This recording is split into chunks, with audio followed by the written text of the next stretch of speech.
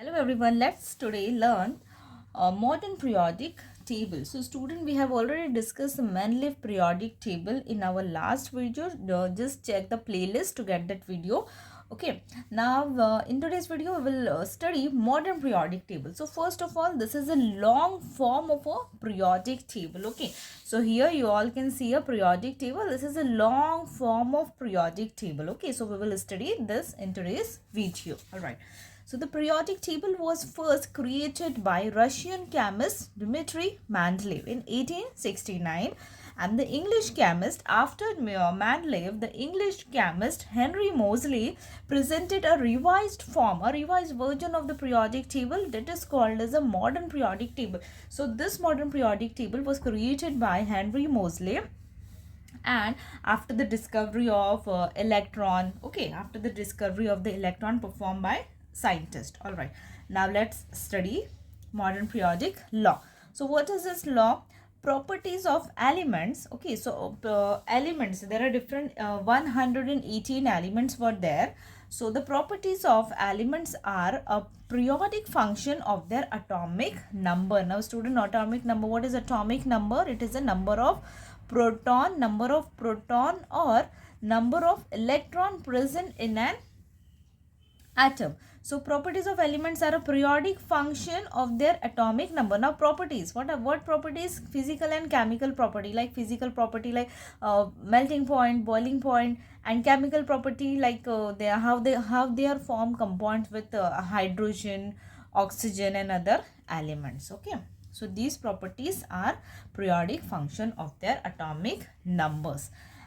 Now, elements are arranged in accordance with their increasing order of atomic number. So, in this periodic table, elements, you all can see 118 element. Okay, first element is here and last element is 118. So, total 118 elements are discovered till now.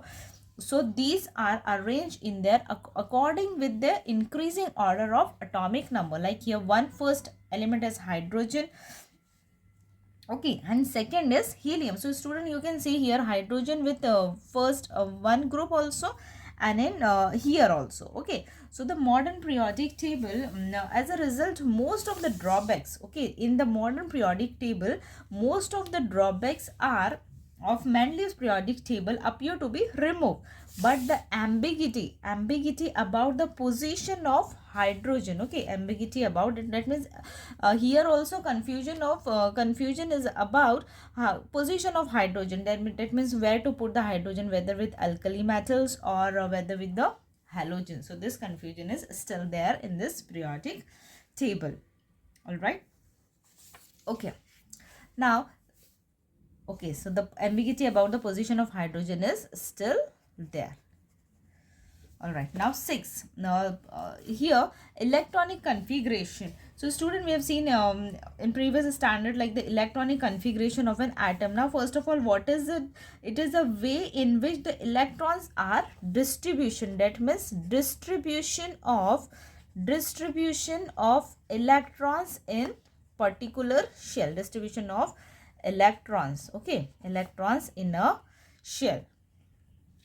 In the shell around the nucleus is determined the total number of electron in it in an atom is same as the atomic number. That means the number of electron is same as the atomic number. So atomic number is the number of electron present in an atom. All right, so in this periodic table we can easily see the relationship between the atomic number, of an element and its electronic configuration. Okay, so what is atomic number? Number of electron present in an atom. Okay, and electronic configuration, distribution of electron in a shell around a nucleus. So we can clearly see the relationship between these two. Okay, now let's understand the structure of modern periodic table. Okay, so here there are the modern periodic table contains 7 horizontal row. Okay, so here you all can see horizontal row. That means this way. Okay, 7 horizontal row, 1 2 1 2 3 4 5 6 7. Okay, so these horizontal row 1 up to 7, these are called as a periods. Okay, all right, these are the periods of a modern periodic table. Now second, there are 18 vertical. Similarly, the 18 vertical columns in this table are, okay, 7 horizontal rows are there which are periods, and 18 vertical columns. 18 vertical columns like this way, 1 2 3, you can all clearly see 1 up to 18. So this vertical columns are called as a groups. Okay, groups which are there from 1 to 18. Okay, now here the arrangement of the periods and groups results into the formation of the boxes. Okay, you can see here in each box one element is there, and here atomic number is written and their name is written below the this, and here the mass number is also written. Okay, so atomic numbers are serially indicated in the upper part of this boxes. For suppose here vanadium is there, so atomic number of vanadium is represented in upper part of the boxes, and each box correspond to the place for one element. It means in each box there is one element is there with atomic number written in upwards. See, so these are the serially arranged 1 up to 118. All right. Okay, now here you can see the two boxes, two series which are written separately below the periodic table. We will see that also. Okay, so apart from these 7 rows, okay, so these 7 rows, there are 2 rows shown are separately at the bottom. So here are the 2 rows which are separately shown at the bottom of the periodic table, and these rows are called as 6th row is called as a lanthanide series, and 7th row is called as a actinide series. Okay, so lanthanide series, the elements which are present are called as a rare earth element, and actinide series are called as a radioactive elements. Okay, so from you can see here U. Okay, so this is uranium. So after the uranium, all the elements are man-made and they are mostly radioactive. All right, so there are 118 boxes in the periodic table, including the 2 series. So total element from 1 up to here. Okay, including these series, total 100 elements are there in the periodic table, and these are lanthanide series, actinide series. All right. It means that there are 118 places for elements in the modern periodic table is there, and okay, the entire periodic table is divided into entire periodic table, it is divided into 4 blocks. Okay, it is divided into 4 blocks. Okay, so for suppose here the blocks which are atomic number indicated. Okay, so 2 rows are shown separately at the bottom, these are called as a lanthanide. All right, just now I have shown you, and actinide series.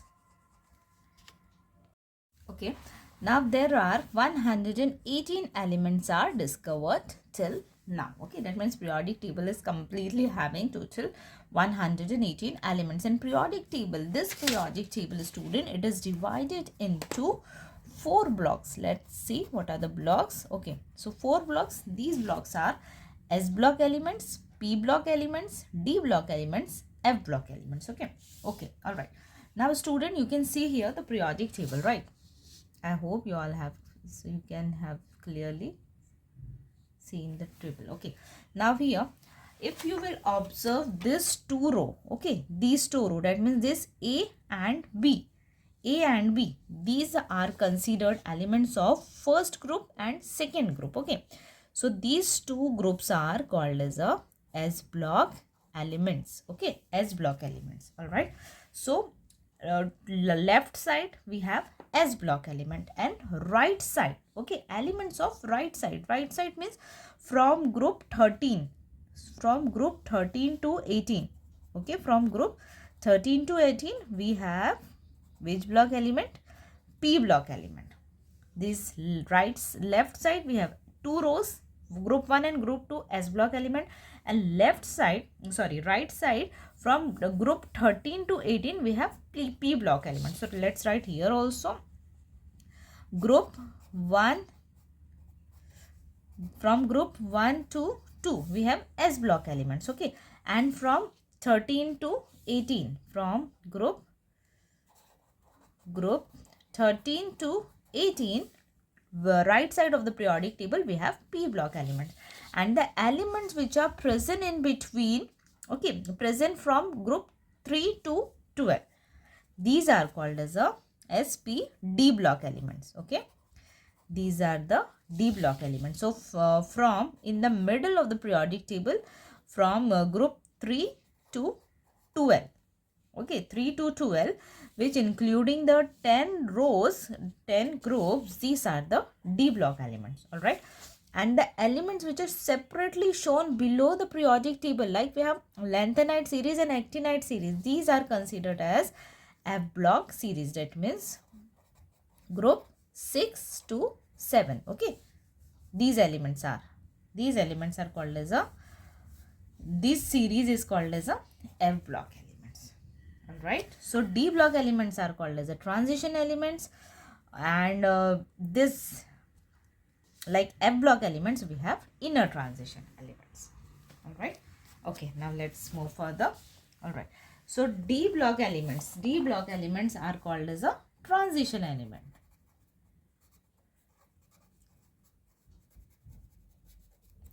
all right.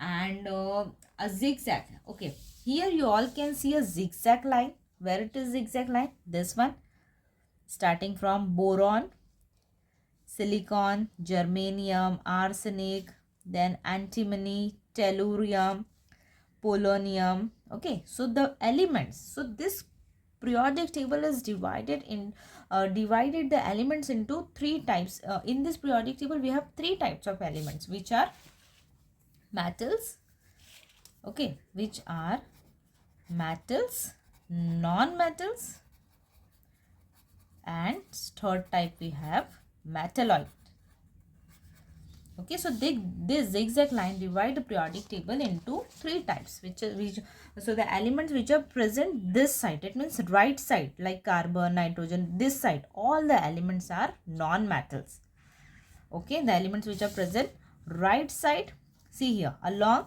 right side of the zigzag line, this one, they are the non-metals.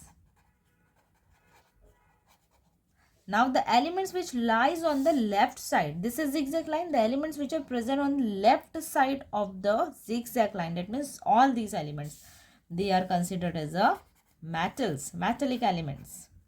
And the elements which lie along the border of zigzag line, okay, just now I have taken the name boron, silicon, these elements which are present along the zigzag line, these are called as a metalloids. So this way we can see the different types of element in a periodic table, okay. All right, now student, here I have told you that the D block elements are transition element and F block elements are inner transition element. Now what are these? The transition elements are the elements have the last 2 shells incompletely filled. Last 2 valence shell are incompletely filled, okay. And the inner transition element, which are the F block elements, these are considered as inner transition element. Why? Because they have last 3 incompletely shells are there. So here in inner transition series we have last 3 shells incompletely filled, and in transition element which are present in the middle, which are D block element, these are having 2 last incompletely filled shell, all right, or we can say partially filled or incompletely filled.